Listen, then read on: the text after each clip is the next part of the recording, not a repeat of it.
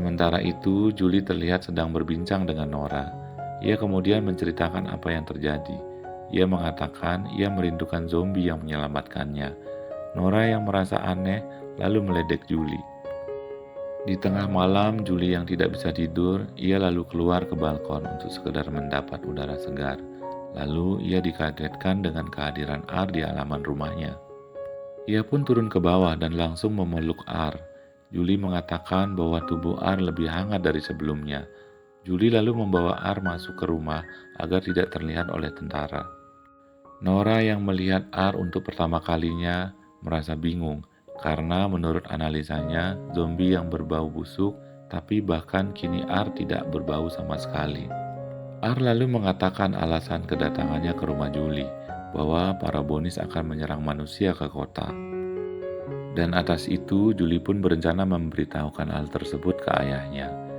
Karena tampilan R masih seperti zombie, akhirnya Nora dan Julie pun mendananinya agar lebih mirip seperti manusia. Scene lalu memperlihatkan segerombolan para bonis yang sedang menuju kota. Mereka bergerak maju melakukan penyerangan. Di sisi lain, Nora, Julie, dan R bertemu ayahnya. Sepertinya pasukan ayahnya sedang bersiap-siap juga untuk kedatangan para bonis. Julie lalu mengajak ayahnya bicara. Ia mengatakan bahwa zombie masih ada harapan untuk bisa sembuh. Namun ayahnya tidak mempercayainya. Tiba-tiba R muncul lalu mengakui identitas dirinya. Kolonel yang marah itu pun langsung menodongkan pistol ke R.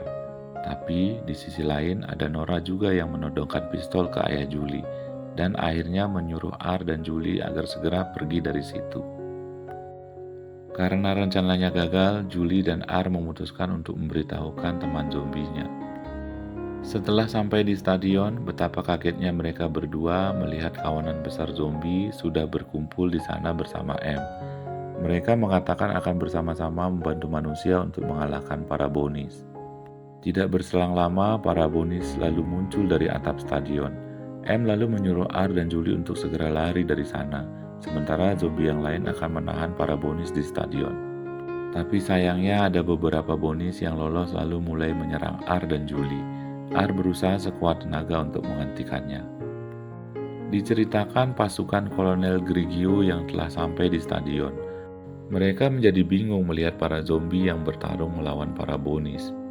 Tapi pasukan tersebut mulai menyadari bahwa para zombie ada di pihak mereka. Di waktu yang sama, Kolonel Grigio dalam perjalanan mencari Julie.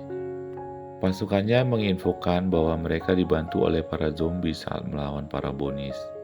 Sementara itu, pelarian R dan Julie akhirnya tersudut sampai di ujung sebuah gedung. Mereka tidak punya opsi lain selain melompat. Lalu R sejenak berkata menenangkan Julie, dan kemudian R memeluk Julie dan akhirnya mereka melompat bersama. Mereka pun jatuh di kolam renang yang kebetulan ada di bawahnya. Julie yang melihat R tenggelam berpikir bahwa ia telah meninggal, tapi Julie berusaha untuk mengangkatnya, dan syukurnya R juga selamat. Keduanya lalu berciuman mesra, dan perlahan bola mata R berubah menjadi seperti manusia. Di saat yang sama, R tiba-tiba ditembak di dadanya oleh ayah Julie. Keduanya sudah dikepung oleh para tentara. Tiba-tiba dada R perlahan mengeluarkan darah.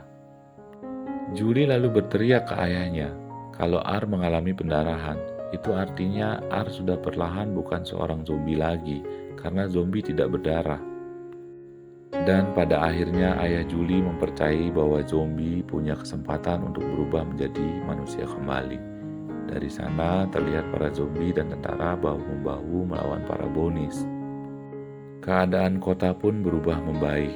Terlihat para dokter sedang mengobati para zombies yang sudah mulai berubah. Bersama Julie, R akhirnya hidup bersama. Dan film pun tamat.